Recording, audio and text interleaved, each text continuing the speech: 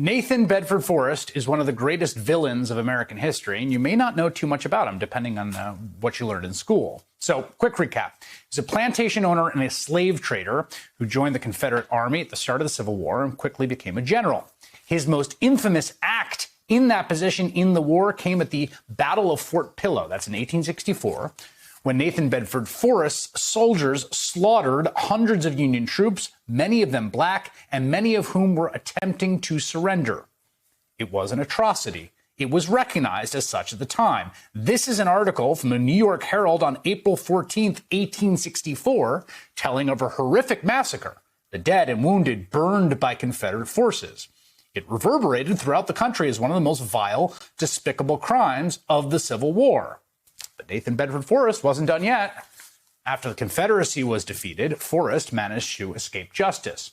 He was not imprisoned nor executed. He went back to civilian life and became an early member of the Ku Klux Klan. In fact, he was the first and most notorious Grand Wizard of the KKK. In 1978, over 100 years after Forrest's death, the Tennessee state capitol installed a bust in his honor. The bust, as you might imagine, immediately drew opposition and protest, as well as support from, well, the KKK, who are pictured here holding a press conference in front of it in 1980. They, of course, would love to see one of their former members represented in the state capitol, wouldn't they?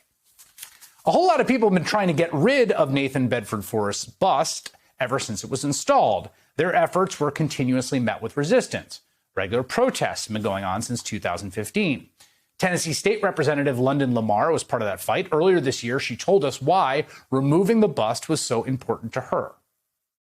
Every day I have to walk in to make legislation for all people of Tennessee.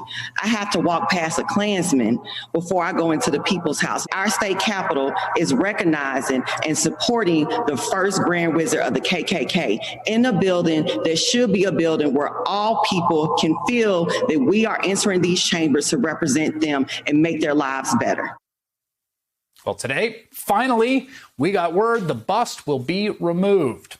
The State Building Commission voted 5-2 to approve the relocation of the Forrest bust to the Tennessee State Museum. Those two no votes were from Republican House Speaker and Lieutenant Governor.